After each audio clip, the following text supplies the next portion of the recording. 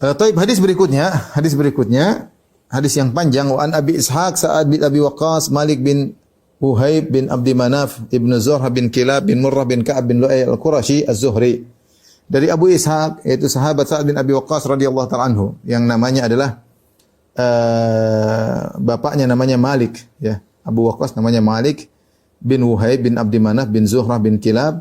Yang ini sudah kita jelaskan dalam kisah Sa'ad bin Abi Waqqas, bahwasanya Sa'ad bin Abi Waqqas bertemu dengan Nabi pada kakek yang kesekian yang bernama Kilab bin Murrah, ya. Dan dia sebelum Kilab bin Murrah namanya Zuhrah bin Kilab, sehingga akhirnya Sa'ad bin Abi Malik dikatakan Zuhri. Az-Zuhri karena dia dinisbahkan kepada kakeknya yang bernama Zuhrah radhiyallahu anhu, dan dia seorang Quraisy. Salah seorang ahadil asyara al-masyhud lahum bil jannah, salah seorang dari 10 orang yang dijamin masuk surga oleh Nabi sallallahu alaihi wasallam. Siapa 10 orang tersebut? Rasulullah SAW berkata, Abu Bakar fil jannah, Abu Bakar di surga, Umar fil jannah, Umar di surga, Utsman fil jannah, Utsman di surga, Ali fil jannah, Ali di surga, Zubair bin Awam di surga, Abdurrahman bin Auf di surga, Talha bin Ubaidillah di surga, Sa'ad bin Abi Waqqas di surga, Sa'id, kemudian Abu Ubaidah bin Jarrah di surga, dan Sa'id bin Zaid di surga. 10 orang yang Rasulullah SAW jamin masuk surga. Di antaranya adalah Sa'ad bin Abi Waqqas radhiyallahu taala anhum. Sa'ad bin Abi Waqqas berkata, "Ja'ani Rasulullah sallallahu alaihi wasallam ya'uduni ama hajjatil wada min waja'in ishtadda bi." Ketika tahun haji wada, Nabi SAW berhaji, berangkat itu pada tahun 10 Hijriah. Di bulan Dzulhijjah. Rasulullah SAW wafat pada tahun 11 Hijriah, yaitu bulan Rabiul Awal setelah hajian. Di bulan Dzulhijjah, di akhir tahun 10 Hijriah, Rasulullah SAW berangkat mulai tanggal 25 Dzulqa'dah, keluar dari kota Madinah menuju Mekah, dan sampai tanggal 4 Dzulhijjah. Ketika itu Rasulullah SAW keluar dengan sekitar 100, ada yang mengatakan 80.000 sahabat berhaji rame-rame, ada yang mengatakan 100.000 sahabat, ada yang mengatakan 120.000 sahabat. Intinya banyak. Rasulullah beri pengumuman, semua orang pada berangkat ingin berhaji bersama Rasulullah SAW. Di antara yang berhaji bersama Nabi adalah kaum muhajirin. Di antara kaum muhajirin adalah Sa'ad bin Abi Waqqas radhiyallahu ta'ala anhu. Kemudian mereka melaksanakan haji, setelah itu haji selesai. Ketika haji selesai, waktunya pulang ke kota Madinah, ternyata Sa'ad bin Abi Waqqas sakit. Sementara dia ingin meninggal di kota Madinah. Dia telah berhijrah, meninggalkan Mekah menuju Madinah, sehingga dia diberi status muhajirin. Salah seorang muhajirin. Kenapa dikatakan muhajirin? Karena dia meninggalkan Mekah menuju Madinah. Nah, dia tidak ingin dikatakan telah berhijrah, tapi ternyata meninggal di kota Mekah itu sendiri. Padahal dia diberi gelar muhajiri karena dia meninggalkan Mekah menuju Madinah. Sekarang habis haji wada, dia sakit dan dia tertahan di kota Mekah. Dan dia khawatir dia akan meninggal dunia. Maka kata dia, "Ya'uduni," Rasulullah SAW menjengukku ketika aku sakit. Ini sunnah, menjenguk orang yang sakit. Min wajhin ishtadda bi, karena sakit yang parah yang aku rasakan. Dan dia merasa akan meninggal dunia. Faqultu ya Rasulullah, inni qad balagha bi minal waj'i ma tara. Ya Rasulullah, lihatlah sakitku parah sebagaimana engkau lihat. Sakitku parah ya Rasulullah sebagaimana engkau lihat. Wa ana dzu malin, dan aku memiliki harta yang banyak. Wa la yarithuni illa binatun li, dan tidak ada ahli warisku kecuali seorang putri saja. Afa atasaddaqu bi thulutsai mali? Bolehkah aku bersedekah dengan 2/3 hartaku? Qala la. Kata Nabi sallallahu alaihi wasallam, jangan. Qultu fasyatru, bolehkah aku bersedekah ya Rasulullah dengan setengah hartaku? Qala la, kata Nabi sallallahu alaihi wasallam, tidak. Tidak boleh kalau setengah. Qultu, aku berkata, fathulutsu ya Rasulullah, bolehkah aku bersedekah? Aku tuh menginfakkan hartaku, sedekahkan 1/3 hartaku. Qala ats-tsulutsu wal tsulutsu katsir. Kata Nabi sallallahu alaihi wasallam, 1/3 boleh dan 1/3 itu banyak. Au kabir. Kemudian Rasulullah SAW menjelaskan kenapa tidak perlu banyak-banyak untuk bersedekah ketika akan meninggal dunia. Ini wasiat namanya.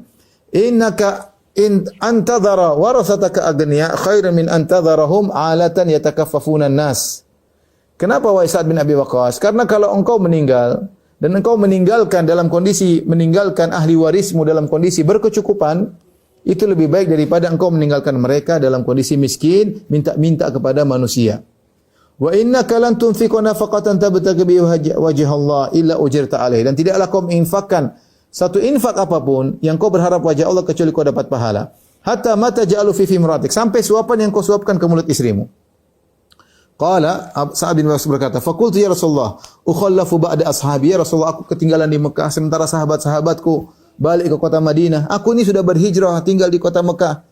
Kata Rasulullah SAW, innaka lan tukhallafa fata'mal amalan tabtaghi bihi wajha Allah illa izdatta bihi darajatan wa rif'ah. Wahai Sa'ad bin Abi Waqqas, meskipun kau tertinggal di kota Mekah dan tidak bisa pulang kota Madinah, seandainya selama kau masih hidup dan kau beramal soleh, kau mencari wajah Allah, kecuali engkau akan bertambah derajatmu di sisi Allah dan ketinggianmu di sisi Allah Subhanahu wa taala. Kemudian Nabi berkata, "Wala allaka an tukhallafa." Bisa jadi umurmu panjang, hatta yantafi bika aqwamun, sampai ada sekelompok orang mengambil manfaat darimu, wa yudharru bika akharun, dan sekelompok orang mendapat mudarat karena engkau.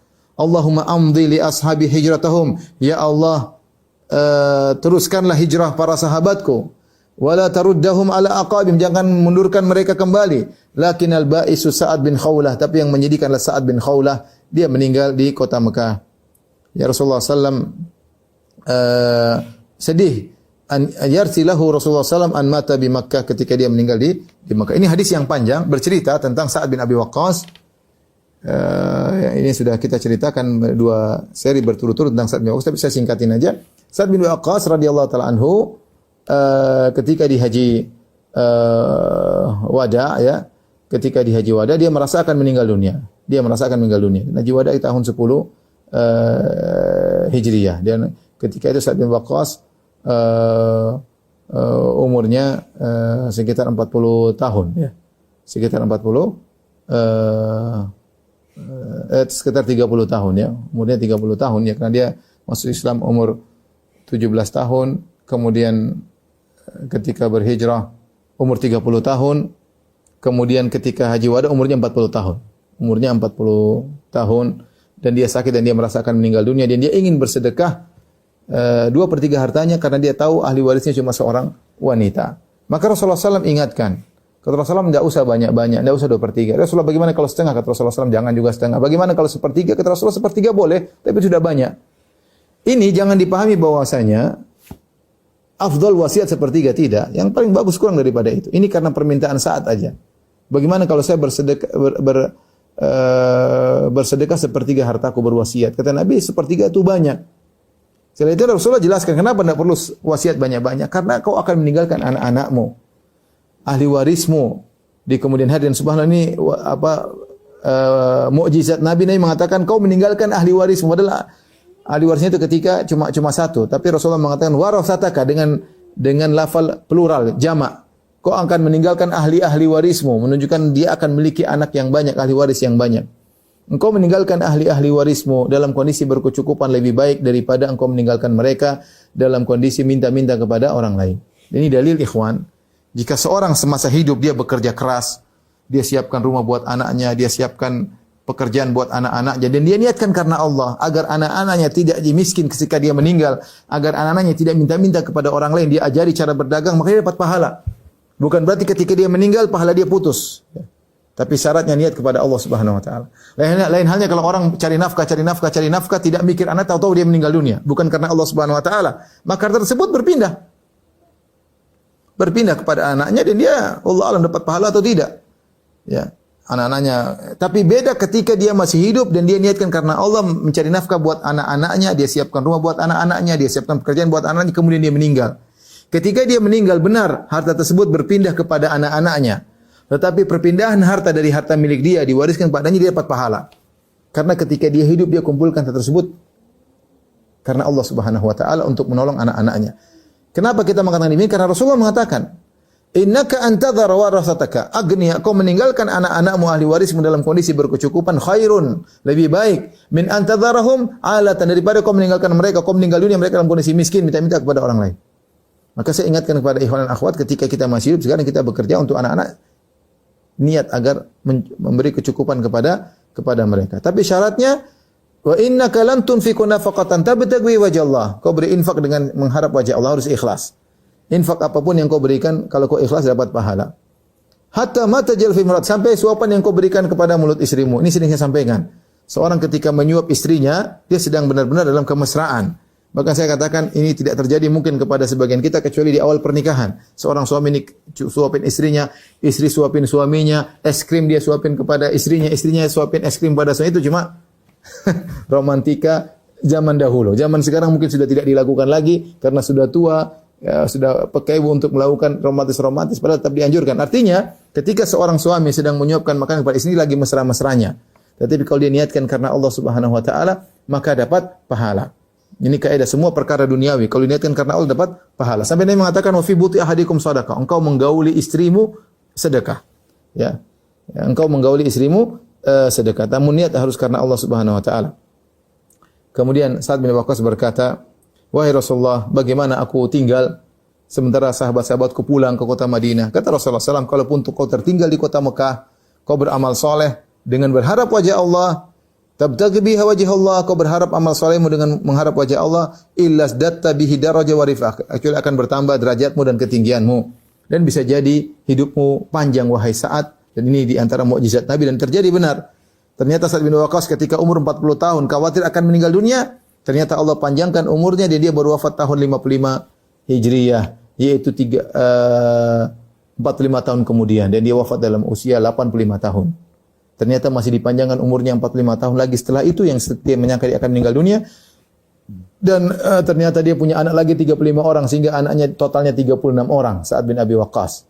Ya, subhanallah radhiyallahu taala anhu. Gitulah demikianlah sebagian orang menyangka akan mati, ternyata umurnya panjang. Sebagian banyak menyangka akan hidup panjang, ternyata meninggal dunia. Wa kam min sahihin mata min ghairi illatin. Tazawwad min at-taqwa fa innaka la tadri. Berbekalah dengan ketakwaan, sungguhnya kau tidak tahu. Idza janna al-lailu hal ta'ishu ila al-fajri. Kalau tiba malam hari, apa kau masih bisa hidup sampai pagi hari? Wa kam min sahihin mata min ghairi illatin. Betapa banyak orang sehat tiba-tiba meninggal tanpa didahului dengan muqaddimah sakit, tidak ada tahu-tahu meninggal dunia. Wa kam min saqimin ashahina min ad-dahr. Betapa banyak orang sakit dia merasa dia meninggal dunia, ternyata dia hidup dalam waktu yang lama, di antaranya Sa'ad bin Abi Waqqas. Dia menyangka dia akan meninggal, ternyata Allah kasih umurnya 45 tahun lagi dan punya anak 36 orang.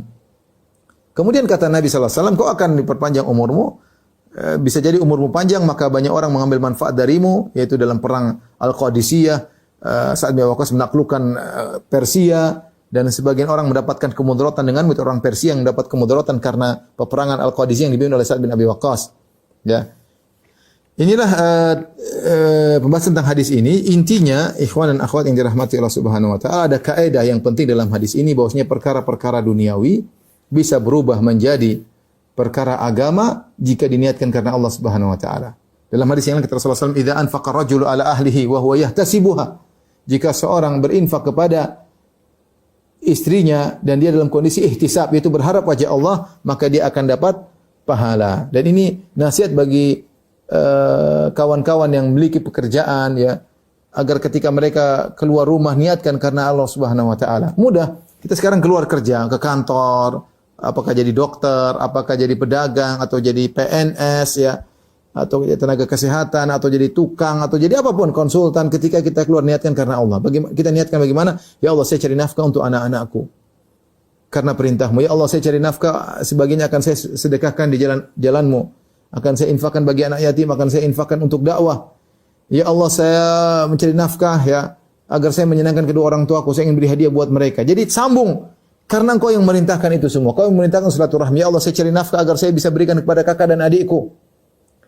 Selama kita punya niat seperti itu, argo pahala jalan terus.